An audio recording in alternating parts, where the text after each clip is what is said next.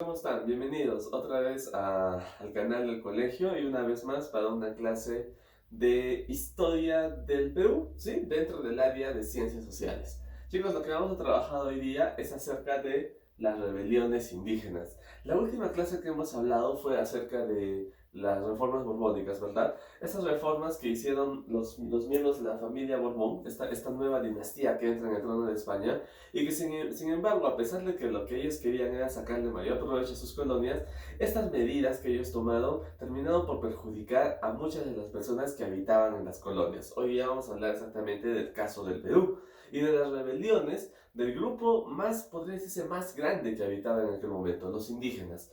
Chicos, las rebeliones de indígenas no solamente fueron en el Perú, hubo en todas las colonias, también en la colonia que estaba en México, el virreinato de Nueva España.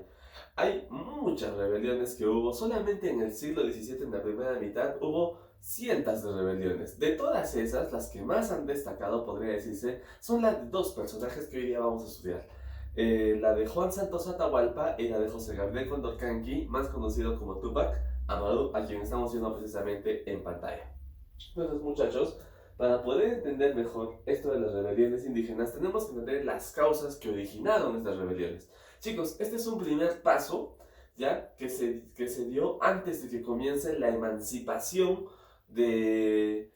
finalmente la independencia de nuestro país. Si no fuese por estas rebeliones, probablemente no se hubiese dado lo posterior, las conspiraciones criollas y finalmente la guerra de la independencia. Así que ellos fueron los iniciadores de alguna manera, pero bueno, era un grupo de personas, este grupo de personas eran pertenecientes a la clase indígena. Es decir, que dentro de estas rebeliones no se encuentran los criollos, los hijos de españoles, sino solamente ellos. Ahora, ¿qué características o qué causas originaron esas rebeliones indígenas? Primero, ¿por qué lo hicieron?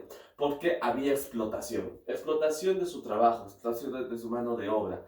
¿Sí? ¿Se acuerdan de la mita y los diferentes tipos de mita que había? Siendo la mita minera la más inhumana, ¿no? La más abusiva que había en ese momento contra el indígena. Están las reformas borbónicas que, como ya lo dije al principio, fueron una causa fundamental por la cual los indígenas van a iniciar esta lucha. Una característica que tiene estas rebeliones indígenas es que tiene una un mesianismo andino. ¿Eso qué quiere decir, muchachos? Que los indígenas tienen en su líder como el cumplimiento de una profecía. Ven en un líder más que simplemente un líder militar, ¿no? El líder de la tribu, sino que ven en ellos un mesías. Y un mesías es algo así como un prometido, un elegido. Alguien que va a venir y les va a dar la liberación. Un mesías es un libertador. Acá está relacionado mucho con la leyenda y sobre todo con un mito andino llamado el mito del Incarri, el cual hablaba de un personaje que restauraría el Tahuantinsuyo, expulsaría a los españoles y que de alguna manera pues traería de vuelta esa época dorada. ¿Sí? Este mito estaba muy relacionado dentro de las comunidades andinas indígenas y por eso es que personajes como Santos Atahualpa o José Gabriel Condorcanqui eran vistos más que simplemente como unos líderes militares, eran vistos como algo más, como un personaje casi divino, ¿ok? Entonces, vamos a empezar primero con la rebelión de Juan Santos Atahualpa. ¿Sí? Este personaje se decía ser precisamente descendiente del último Inca, del Inca Atahualpa. Sin embargo, él vivió en el siglo XVIII y su rebelión duró de 1742 a 1756. A diferencia de la rebelión que vamos a estudiar después, la de Tupac Amaru, la rebelión de Juan Santos Atahualpa fue una rebelión indígena, pero no tanto de los habitantes de la zona andina, sino de la zona selvática. Sí, las tribus que están compuestas por estos nombres tal vez te suenen, los Ashanincans, los Chipivos, los Conivos, los Machihuengas, esas comunidades nativas que se encuentran habitando en la Amazonía peruana, se unieron a la rebelión de Juan Santos Atahualpa. Entonces, aprovechó el descontento de los indios de la Amazonía, ¿no? Ya los mencioné, esas comunidades indígenas que se encuentran en la selva, ¿ok? Ahora, ¿por qué empezó este descontento de estas poblaciones nativas? Porque una orden religiosa que había en ese momento en el Perú eran los franciscanos, ¿sí? Y ellos habían ido precisamente con la misión pues de evangelizarlos, pero al mismo tiempo les estaban quitando tierras que para estas comunidades que se dedicaban al agro, les estaban perjudicando el hecho que se les quiten. Entonces, entre ese, otros descontentos más como los que ya hemos visto anteriormente, hicieron de que estas tribus se unan a la rebelión de Juan Santos Atahualpa. La rebelión estalla en la selva central, ¿sí? Y exactamente el centro de operaciones de esta guerrilla, por decirlo así, fue el Gran Pajonal, ¿sí? Entre las comunidades Chanchamayo, la selva de Junín, toda esa zona, esa selvita central, esa selvita de altura, ¿ok? Ahora, la reacción en ese momento de las autoridades españolas fue pues enviar tropas y que capturen a este revoltoso y todo, ¿no? Pero lo bueno de esta historia, que nunca llegaron a doblegar a Juan Santos Atahualpa. De hecho, nunca lo capturaron. Él nunca fue capturado por los españoles. Se salió con la suya. ¿Sí? Y por un tiempo el Gran Pajonal, ese lugar donde empezó la rebelión, fue autónomo. No estuvo bajo el dominio español. Prácticamente se proclamó independiente. Los españoles no tenían las tácticas de guerra y el conocimiento para poder enfrentar a estos nativos, ya que la zona es accidentada y muy poco conocida por los españoles. En cambio ellos pues la conocían muy bien, sabían mover en sus ejércitos, sabían en qué lugares podían esconderse para luego atacar. La cuestión es que, muchachos, esta rebelión no fue aplastada del todo. Y bueno, en vista de que Juan Santos Atahualpa era pues considerado un mesías o algo así, su muerte está encerrada en todo un misterio. O sea, ha muerto de una manera misteriosa. No se sabe qué pasó, entonces dicen que ascendió al cielo, pero ojo, eso desde el punto de vista del mito andino, ya del mito indígena, perdón, ¿sí? Pero en sí, históricamente, este personaje nunca fue atrapado por los españoles, ¿ok? Entonces, recuerda, Juan Santos Atahualpa, la rebelión es más que andina, ¿es en dónde? En la selva. Bien, vamos a pasar entonces ahora, muchachos, a una rebelión que tú has estudiado ya desde la primaria. Sí, y conocemos todos a este personaje, un personaje emblemático de la emancipación del Perú. Es José Gabriel Condorcanqui Noguera, pero más conocido como Túpac Amaru II, el Inca. Unos dicen es el último Inca, pues que de alguna manera es descendiente, pues precisamente, de Túpac Amaru I, el último Inca de Vilcabamba. ¿Qué pasa con este cacique? ¿Sí? Este señor José Gabriel Condorcanqui tenía a su cargo un negocio. Él era arriero. Se dedicaba a la venta, al comercio entre Cusco y el Alto Perú, o sea, entre Cusco y el Altiplano, Puno, Bolivia, esa zona. Y chicos, las medidas que habían tomado los Borbones, las reformas borbónicas, lo habían perjudicado económicamente de una manera muy drástica. Entonces, el incremento de los impuestos va a ser una causa para la rebelión del Inca. Estoy hablando de Túpac Amaru II. Había injusticia social en el Perú, ya lo hemos analizado. Esa injusticia precisamente contra el indígena, la carga, el trabajo que les imponen, prácticamente hace en ellos una mano de obra gratis. ¿Qué pedía Túpac Amaru? ¿Por qué inició su rebelión? Él pedía la supresión de la mita, ¿sí? La mita minera sobre todo, del tributo indígena. Además de trabajar en la mita, los indígenas tenían que pagar un tributo a la corona española. De los repartos mercantiles, es decir, prácticamente repartirse a los indígenas como si fuesen esclavos, como si fuesen ganado entre diferentes personas, entre diferentes españoles. Los corregimientos también pedían que se supriman, ¿sí? Los corregimientos, recuerdan, eran una institución que existió desde que se organizó el virreinato. Y lo malo de los corregimientos, ya volviendo a esto, es que los corregidores precisamente eran unos malditos abusivos que, lejos de proteger las comunidades andinas, que es lo que se esperaba de ellos, que, bueno, dominen ahí, pero que protejan al indígena, los corregidores habían llegado a niveles muy feos de explotación y maltrato al indígena. Por eso es que Túpac Amaru decía que hay que eliminar. ¿Ya? Y también venía la abolición de la esclavitud. Túpac Amaru luchó por la esclavitud para que ésta desaparezca del Perú. Recuerden que en esclavitud no estaban tanto los indígenas. Cuando hablamos de esclavitud estamos refiriéndonos a los migrantes negros traídos del África, ¿ok? Y pedía la creación de una audiencia real en la ciudad del Cusco. ¿Recuerdan qué eran las audiencias? Eso ya lo vimos el año pasado, ¿no es cierto? Una audiencia era como una especie de juzgado, un lugar donde se impartía y se administraba justicia. Sin embargo, había una audiencia en Lima, en Trujillo, en Arequipa, y el Cusco no tenía una audiencia en la cual los indígenas, los indios, puedan reclamar y puedan exigir justicia cada vez que se comete algo injusto en contra de ellos. Por eso es que Túpac Amaru también, dentro de sus exigencias estaba que en el Cusco haya una audiencia real. Y así, muchachos, vamos a pasar a lo siguiente. Hay fases dentro de la rebelión de Tupac Amaru. Hay 3 fases. La fase quechua, o también fase cusqueña, la fase aymara, que fue más que nada en el altiplano, y la fase de Levante, ¿ya? Que es la tercera y última fase. Entonces vamos a empezar con la fase quechua. Esta es en la que destaca más José Gabriel Condorcanqui, su esposa y aliada incondicional, doña Micaela Bastidas, y otros personajes más que también se sumaron a la rebelión del Inca. Entonces, fase quechua. Inició un 4 de noviembre de 1780. El 4 de noviembre es parte del calendario cívico escolar, porque recordamos que en esa fecha inició la rebelión de Tupac Amaru, no su muerte. El 4 de noviembre recordamos el inicio de la rebelión. ¿Con qué acontecimiento? Con la captura precisamente de un corregidor, el corregidor Antonio de Arriaga. Este corregidor había cometido tantos abusos y excesos contra los indígenas que era prácticamente odiado por todos. Para una manera de iniciar la rebelión fue tomarlo capturado. Luego, el 10 de noviembre, fue ejecutado por los rebeldes, liderados por Tupac Amaru. Así inicia esta lucha del pueblo indígena.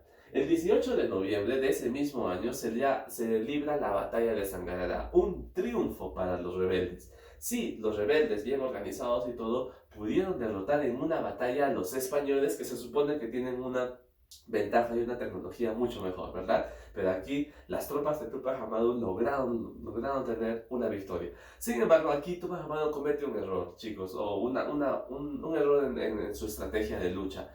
No decidió tomar el Cusco en aquel momento. El Cusco era una ciudad importantísima que tenía que ser tomada para que la lucha andina y la lucha indígena continúe y sobre todo tenga el apoyo de más personas. Sin embargo, la confianza tal vez hizo que Tupac Amaru decida no tomar esa ciudad, lo cual le dio tiempo a que el virrey de ese momento, acuérdate del nombre, Agustín de Jauregui, reorganice las tropas y mande un ejército para enfrentar a estos rebeldes. Y también, obviamente, al lado de Antonio de Areche, que era un visitador que estaba precisamente asignado a la derrota del Inca. Entonces, una falla acá fue no tomar la ciudad del Cusco, ¿ya? A la rebelión de Tupac Amaru se suman otros personajes, ¿sí? Como ya mencioné, pero una muy importante y a veces pasamos por alto, es una cacica.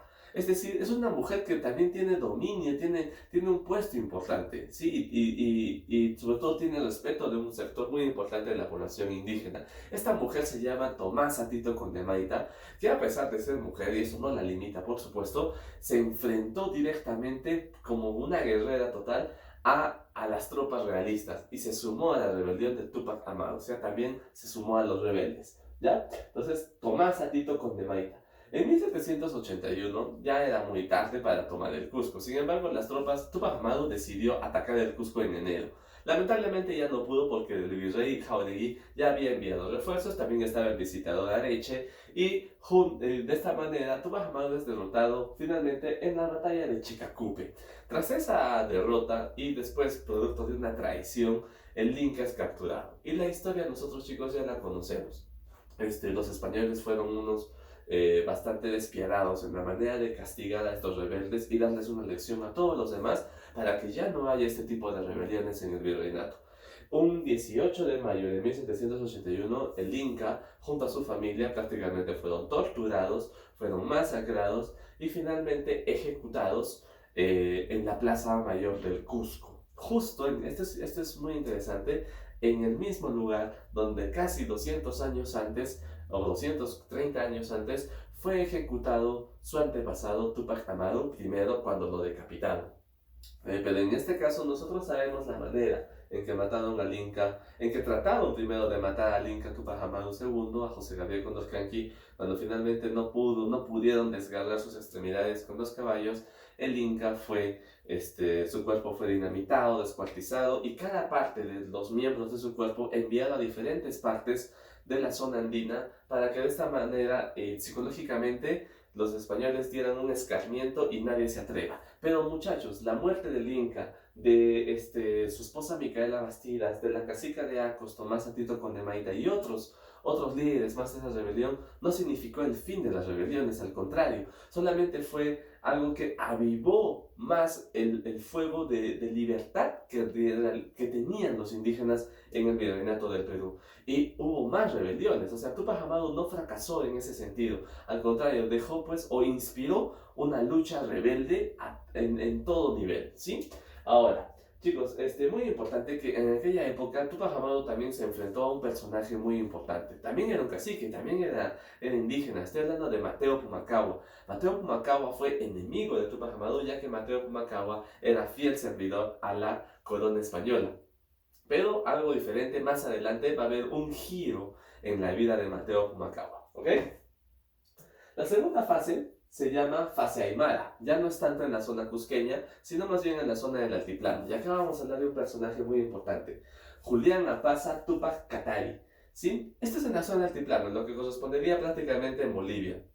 El aspecto más importante de la rebelión de Túpac Katari es el hecho de que estuvo a punto de tomar la ciudad de La Paz, una de las ciudades más importantes del altiplano en aquel momento.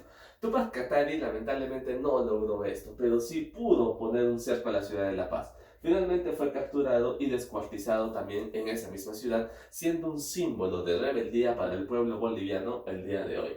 ¿Sí? Y por último, la fase de prolongación o fase de levante, que fue en 1782, estuvo a cargo del primo de Túpac Amaru, Diego Cristóbal Túpac Amaru, ¿ok?